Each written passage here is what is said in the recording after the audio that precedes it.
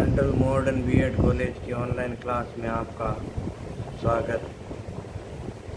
आज हम विश्व इतिहास की एक महत्वपूर्ण घटना प्रथम विश्व युद्ध के बारे में जानकारी करेंगे। प्रथम विश्व युद्ध विश्व की एक विनाशकारी घटना थी जो 1914 से लेकर आगे 4 वर्ष 3 माह और 11 दिन तक चलने वाला मानव सभ्यता का तत्कालीन सबसे भीषण विनाशकारी युद्ध रहा।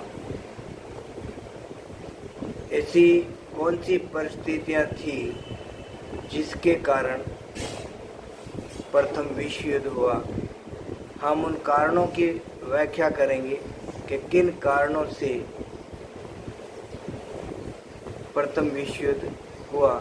तो उन कारणों की अगर हम बात करें तो उस समय अगर देखें तो यूरोप की राजनीति में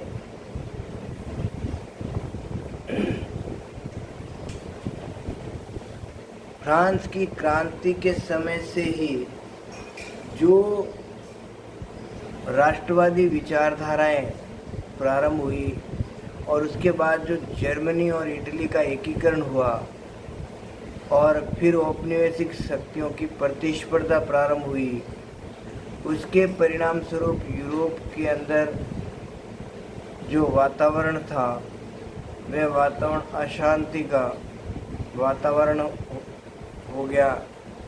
आपसी सहयोग और सद्भाव समाप्त हो गए। परस्पर एक दूसरे को नीचा दिखाने के उद्देश्य से एक दूसरों के साथ जो गुप्त संधियां समझौते हुए आर्थिक हितों की पूर्ति के लिए, अपने राष्ट्र के विकास की पूर्ति के लिए मानव सभ्यता का अंत करने जैसा युद्ध प्रारंभ हुआ और अंततः जब हम उसके परिणामों की व्याख्या की तो ये बहुत विनाशकारी युद्ध रहा। तो कारणों की अगर व्याख्या करें तो प्रथम विश्व युद्ध, जिसके बारे में आप जानते हैं कि इसका आरंभ 1914 में ऑस्ट्रिया के राजकुमार युवराज फर्नांडीज और उसकी पत्नी की हत्या जो सर्बिया में कर दी गई, वहाँ से शुरू होती है। वो एक आकस्मिक घटना नहीं थी, उसके पीछे भी कई कारण थे।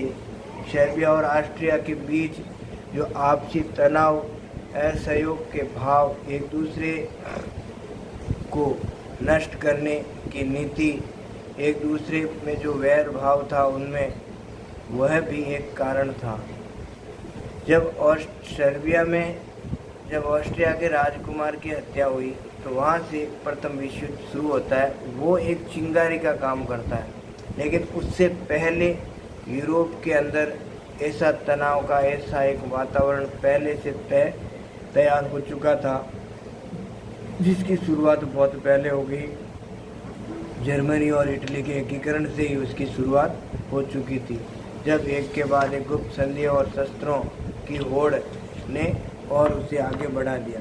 अगर हम कारणों की व्याख्या करें कि प्रथम विश्व युद्ध के कारण क्या रहे हैं, तो सबसे पहला कारण तो रहा है उग्र राष्ट्रवाद। उग्र राष्ट्रवाद एक अच्छी धारणा है, जिसमें वह अपने राष्ट्र के प्रति प्रेम करता है, साथ में दूसरे राष्ट्र का भी वह सम्मान करता है। लेकिन उग्र राष्ट्रवाद एक ऐसी विचारधारा है जिसमें वह अपने राष्ट्र को ही सर्वोच्च मानता है, अपने राष्ट्र के रीति रिवाज, नीति संस्कृति, उसके क्रियाकलापों को अन्य राष्ट्रों की अपेक्षा श्रेष्ठ और उच्चतर मानता है, जबकि दूसरे राष्ट्रों को वह उससे निम्न समझता है और अपने राष्ट्र का जो अधिकार है या उनके जो रीति है, संविधान है, उनको दूसरे राष्ट्रों पर थोपना चाहता है। तो इस प्रकार अगर देखें तो उग्र राष्ट्रवाद ने अन्य देशों को नष्ट करने जैसी स्थिति पर ला दिया। तो इस प्रकार अगर हम देखें कि जिस राष्ट्रवाद के कारण जर्मनी और इटली का एकीकरण हुआ और बाद में यही राष्ट्रवाद जब उग्र राष्ट्रवाद में तब्दील हुआ तो उनके विनाश का कारण भी बना। तो एक बड़ा कारण रहा कि जब उग्र राष्ट्रवाद हुआ, जब जो कोई भी घटनाएं घटित हुई तो उसको एक उग्र राष्ट्रवाद की तरह देखा गया। उग्र राष्ट्रवाद एक ऐसी नीति है जो दूसरे राष्ट्र को नीचा दिखाने के लिए उसके बीच हमेशा अशांति का माहौल बना देती है, ठीक है ना। जैसे हम भारत पाकिस्तान की बात करते हैं तो उस समय हम उग्र राष्ट्रवाद की विचारधारा के साथ आ जाते हैं, ठीक है ना, कि जिस प्रकार से हम कहते हैं पाकिस्तान मुर्दाबाद, ये उग्र राष्ट्रवाद है, ठीक है ना। और पाकिस्तान अगर कहता है भारत मुर्दाबाद तो ये उग्र राष्ट्रवाद है, ठीक है। अगर हम पाकिस्तान जिंदाबाद नहीं कहें तो हम पाकिस्तान मुर्दाबाद भी नहीं कहना चाहिए, क्योंकि अगर पाकिस्तान मुर्दाबाद कह रहे हैं ये उग्र राष्ट्रवाद की विचारधारा है। तो राष्ट्रवाद एक अच्छी चीज़ है। उग्र राष्ट्रवाद में उसमें देशभक्ति की चरम सीमा पर पहुंच जाता है, फिर अच्छा और बुरे को ध्यान नहीं किया जाता है और बाद में उससे समझ में आता है कि यार उग्र राष्ट्रवाद देश की आर्थिक उन्नति के लिए, मानव के विकास के लिए अंततः बुरा ही साबित होता है। तो अगर हम देखें पाकिस्तान की जैसे बात की तो उसमें भी हमें अंततः युद्ध के बाद में भी क्या होता है, शांति होती है। तो युद्ध से पूर्व भी ये किया जा सकता है कि शांतिपूर्ण हल ढूंढा जा सकता है, लेकिन उग्र राष्ट्रवाद में शांति जैसी कोई बात, शांतिपूर्ण हल जैसी कोई बात होती ही नहीं है। उसमें तय नष्ट करने की बात ही होती है एक दूसरे। दूसरा एक बड़ा कारण था कि पहले इंग्लैंड एक औपनिवेशिक शक्ति था और फिर इंग्लैंड को पछाड़ते हुए जर्मनी एक औपनिवेशिक शक्ति बन गया। तो जब औपनिवेशिक शक्ति जर्मनी बना तो इंग्लैंड और फ्रांस ने तो पहले ही अपने उपनिवेश स्थापित कर लिए। उस स्थिति में जर्मनी ने जब अपने उपनिवेश स्थापित करने की होड़ की या उनकी बराबरी किया है, उनसे अफ्रीका, एशिया के विभिन्न क्षेत्रों पर, राज्यों पर, देशों पर जब अधिकार करने की कोशिश की तो इस उग्र या साम्राज्यवादी प्रतिस्पर्धा ने, औपनिवेशिक प्रतिस्पर्धा ने एक दूसरे में अविश्वास का माहौल खड़ा कर दिया और इससे क्या हो गया कि तनाव का माहौल हो गया और जर्मनी ने अपना आर्थिक विकास भी बड़ी तेज़ी से किया। उसने जर्मनी स्थल मार्ग पर, स्थल रूप में बड़ा ताकतवर था। तो इंग्लैंड था वह समुद्री सैनिक के रूप में सेना में बहुत सशक्त था, लेकिन जब जर्मनी ने इम्परेटर जैसा युद्धपोत बना लिया और उसने कील नहर का निर्माण कर लिया, इससे क्या हो गया कि उसने इंग्लैंड की प्रतिस्पर्धा में आ गया। तो यूरोप के दो शक्तिशाली देश जब औपनिवेशिक प्रतिस्पर्धा में आ गए तो उस स्थिति में उनके साथ जो सामान्यतः औपनिवेशिक जो स्थिति थी, उन स्थितियों को प्राप्त करने के लिए एक दूसरे देश के बीच खतरा उत्पन्न हो गया। ठीक इसी प्रकार जर्मनी और फ्रांस के बीच में भी वही प्रतिस्पर्धा, औपनिवेशिक प्रतिस्पर्धा या साम्राज्यवादी प्रतिस्पर्धा प्रारंभ हो गई। क्योंकि जब जर्मनी का एकीकरण हुआ था तो जर्मनी के एकीकरण की एक बड़ी बात थी कि जर्मनी के एकीकरण में फ्रांस को पराजित करके जर्मनी ने अपना एकीकरण पूर्ण किया था और उसमें फ्रांस को अपने उपजाऊ क्षेत्र कहते हैं या औद्योगिक क्षेत्र कहते हैं, अल्सास और लॉरेंस के प्रदेश हैं, वो जर्मनी को देना पड़ा। तो इस प्रकार से जर्मनी के एकीकरण से ही फ्रांस और जर्मनी में एक दूसरे के बीच शत्रुता थी। अतः इस स्थिति में कि अब वो मित्र हो पाएंगे नहीं, जब तक अल्सास और लॉरेन के प्रदेश फ्रांस वापस नहीं प्राप्त कर लेता, जब तक उसकी शत्रुता के भाव बने रहेंगे। और ऐसी स्थिति में जब जर्मनी ने फ्रांस के जो औपनिवेशिक क्षेत्र या राज्य थे, उन राज्यों को प्राप्त करने की कोशिश की कि वो राज्य उनके पास हो, तो इस स्थिति में जैसे कांगो वाला क्षेत्र लेकर देखें तो फ्रांस और जर्मनी के बीच में जब प्रतिस्पर्धा हुई, मोरक्को वाला अफ्रीका में कांगो है, मोरक्को है, उन क्षेत्रों को लेकर जब जर्मनी ने फ्रांस के उन क्षेत्रों पर अपना अधिकार करने की कोशिश की तो इससे क्या हो गया, उनमें और शत्रुता हो गई। अंततः फ्रांस को कांगो वाला क्षेत्र जर्मनी को देना पड़ा, तो इससे भी दोनों में शत्रुता और अधिक बढ़ गई। और समय के साथ हम देखते हैं बड़ा कारण रहा है गुटों का निर्माण। यूरोप के अंदर बहुत सारे गुट बने। जर्मनी के एकीकरण से ही बिस्मार्क ने गुप्त संधियां समझौते किए थे और उन गुटों से स्थिति और अधिक खराब होगी और अधिक तनावपूर्ण होगी, क्योंकि जब ये गुट सैनिक शक्ति के रूप में स्थापित हुए तो एक दूसरे के लिए वो शक्ति या विनाश के कारण भी बने। 1882 में जर्मनी, ऑस्ट्रिया और इटली ने त्रिकूट की स्थापना की। तो ठीक 1907 तक आते आते रूस है, इंग्लैंड है, फ्रांस है, इन्होंने भी अपना एक मित्र गुट बना लिया। तो इस प्रकार से अब यूरोप है 2 खेमों में विभाजित हो गया। अब अस्त्र शस्त्रों की होड़ प्रारंभ होगी। अब एक दूसरे पर आक्रमण होने का मतलब है सीधा इन सब के साथ संघर्ष है। तो इस प्रकार से एक दूसरे को समाप्त करने की स्थिति में आ गई। यानी अब कोई भी स्थिति है शांतिपूर्ण हल होना असंभव हो गया। तो यूरोप का 2 गुटों में एक तरह से विभाजन होना भी बड़ा कारण रहा। फिर है सर्वस्लाव आंदोलन और बाल्कन की राजनीति। तो जो बाल्कन जो क्षेत्र रहा यूरोप का पूर्वी क्षेत्र रहा है, और ये क्षेत्र प्रथम विश्व युद्ध से पहले सबसे ज़्यादा तनाव वाला केंद्र रहा है। बाल्कन क्षेत्र में अगर जैसे बात करें तो यूनान है, रोमानिया है, बुल्गारिया है, ठीक है, सर्बिया है, मोंटेनीग्रो है, जैसे कई राज्य थे, हर्जेगोविना है, ठीक है ना। तो इन राज्यों पर कोई समय में तुर्की का अधिकार था। जब तुर्की कमज़ोर हो गया तो इन राज्यों पर विभिन्न क्षेत्रों ने, औपनिवेशिक राज्यों ने, शक्तियों ने अधिकार कर लिया। तो ऐसी स्थिति जब अगर देखें तो वहाँ पर बाल्कन क्षेत्र में सर्वस्लाव आंदोलन चल रहा था। सर्वस्लाव जो लोग थे वे रूसी मूल के थे या रूसी, तो उसने रूस ने उनका सपोर्ट किया उस आंदोलन के लिए।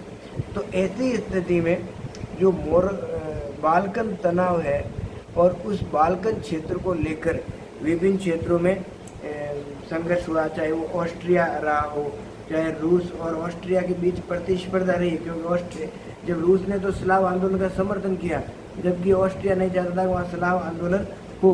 तो इस प्रकार से अगर हम देखें तो आखिर में 1908 में ऑस्ट्रिया ने बोस्निया पर जो अधिकार किया, हर्जेगोविना पर, तो इससे स्थिति और अधिक तनावपूर्ण हो गई और आखिरकार सर्बिया के नेतृत्व में जो स्लाव आंदोलन चल रहा था, और जब ऑस्ट्रिया ने बोस्निया और हर्जेगोविना पर अधिकार किया तो सर्बिया और ऑस्ट्रिया एक दूसरे के प्रतिद्वंदी बन गए। तो इस प्रकार से अगर हम देखें तो स्लाव आंदोलन भी एक बड़ा कारण रहा है प्रथम विश्व युद्ध का। आगे अगर देखें तो कूटनीतिक संधियां भी एक बड़ा कारण रही है। जर्मनी और इटली के एकीकरण से बिस्मार्क ने कूटनीतिक संधियां की और उसी के फलस्वरूप जर्मनी ने पहले ऑस्ट्रिया को पराजित किया और फिर फ्रांस को पराजित किया। ये कूटनीतिक संधियां इतनी भयंकर थी कि एक राष्ट्र के निर्माण के लिए तो उस समय ठीक थी, लेकिन आगे ये संधियां और खतरनाक होनी थी। इसीलिए उस समय बिस्मार्क ने कहा था कि ये इन जो कूटनीतिक संधियां की, जो गुप्त संधियां की, इसी को लेकर बिस्मार्क ने गुप्त संधियों को लेकर कहा था कि, और गुप्त संधियों के बारे में कहा था कि मैं तो विश्व युद्ध को नहीं देखूंगा, लेकिन आने वाले समय में आप लोग विश्व युद्ध को देखेंगे। इसीलिए इन कूटनीतिक और गुप्त संधियों का जन्मदाता बिस्मार्क था, और बिस्मार्क ने इन गुप्त संधियों को, कूटनीतिक संधियों के कारण ही आगे चलकर प्रथम विश्व युद्ध का आधार तैयार हुआ। और एक दूसरे के साथ जो धुरी राष्ट्र बने, केंद्रीय शक्तियाँ बनी, और दूसरे रूप में अगर ट्रिपल एकांत बना, अगर देखें तो ट्रिपल एकांत में अगर देखें तो रूस है, इंग्लैंड है, ठीक है, और इटली के साथ जो गुप्त संधियाँ हुई, ठीक है, जर्मनी, इटली और ऑस्ट्रिया ने जो संधियाँ की। तो इस प्रकार से इस गुप्त संधियों से क्या हुआ, निरंतर उनके बीच जो भय है, आतंक है, उसका स्थिति, असुरक्षा की स्थिति लगातार बनी रही, और अंत में हम देखते हैं प्रथम विश्व युद्ध होता है। व्यापारिक और औपनिवेशिक प्रतिस्पर्धा भी एक बड़ा कारण था कि जिस प्रकार से प्रत्येक यूरोपीय देश, जैसे इंग्लैंड है, फ्रांस है, ये लोग तो पहले से ही अपने उपनिवेश स्थापित कर लिए, लेकिन जब जर्मनी औपनिवेशिक शक्ति के रूप में उदय हुआ तो जर्मनी अपने उपनिवेशों को, अपने जो औद्योगिक क्रांति हुई, व्यापार को फैलाने के लिए विभिन्न क्षेत्रों पर अपना उपनिवेश स्थापित करना चाहता, क्योंकि वह भी चाहता था कि उद्योगों को विश्व के विभिन्न क्षेत्रों से कच्चा माल मिले और तैयार माल की वहाँ पर खपत हो। तो इन क्षेत्रों को लेकर व्यापारिक और औद्योगिक प्रतिस्पर्धा, औपनिवेशिक प्रतिस्पर्धा भी जर्मनी और इटली के एक दूसरे के प्रति विरोधी भाव या शत्रुता के कारण बना। इस कारण इंग्लैंड है, फ्रांस है के इंग्लैंड और फ्रांस जर्मनी के शत्रु हो गए। समाचार पत्रों की भी बड़ी भूमिका होती है किसी भी युद्ध के लिए, क्योंकि समाचार पत्रों ने जिस प्रकार की भूमिका निभाई वह एक दूसरे को शत्रुतापूर्ण लेख लिखे, कटुतापूर्ण लेख लिखे। इस कारण जो मित्रता के भाव होने चाहिए थे वह नहीं हुए और कटुतापूर्ण लेखों से एक दूसरे के सामने लाकर शत्रुता के रूप में खड़े कर दिए गए। जब अगर हम देखें कि जब एक के बाद एक जब कोई भी समझौता हुआ, चाहे किसी प्रकार की हुई हो, तो चाहे जर्मनी की बात रही हो तो इंग्लैंड के पत्रकारों ने जर्मनी की आलोचना की, कटु लेख लिखे, और इंग्लैंड में कुछ घटना हुई हो तो उसका जर्मनी की पत्रिकाओं ने समाचार पत्रों ने वैसी भूमिका निभाई। जिस प्रकार से जब सर्बिया के अंदर ऑस्ट्रिया के राजकुमार की जो हत्या हुई तो सर्बिया और ऑस्ट्रिया के पत्रिकाओं ने इस प्रकार के लेख लिखे जिससे वातावरण इतना तनावपूर्ण हो गया कि अब शांतिपूर्ण हल होना संभव ही नहीं था। इस प्रकार अगर हमें प्रथम विश्व युद्ध को रोकना था तो सबसे पहले जरूरत थी कि प्रेस पर कुछ ना कुछ नियंत्रण हो। अनियंत्रित प्रेस के कारण लोगों में इतना अविश्वास और तनावपूर्ण वातावरण बना दिया कि अब उसे युद्ध से कम कुछ भी संभव नहीं था। अंततः युद्ध हुआ। अंतर्राष्ट्रीय अराजकता भी एक इस प्रथम विश्व युद्ध का कारण बनी। अंतर्राष्ट्रीय रूप से भी अगर देखें, रूस और जापान के बीच जब युद्ध हुआ तो उससे क्या हुआ, 1905 में जो युद्ध हुआ रूस और जापान के बीच, जापान छोटा सा देश था और उसने रूस को पराजित कर दिया। इससे रूस की कमजोरियों को सामने ला दिया। तो रूस एक बड़ा देश था, उसका यूरोप का एक विश्व का कहते हैं यूरोप का सबसे शक्तिशाली, कहते हैं शक्तिशाली तो नहीं लेकिन सबसे बड़ा या भौगोलिक क्षेत्र से सबसे बड़ा देश था। तो उसकी कमजोरियों को जापान ने सामने लाकर खड़ा कर दिया।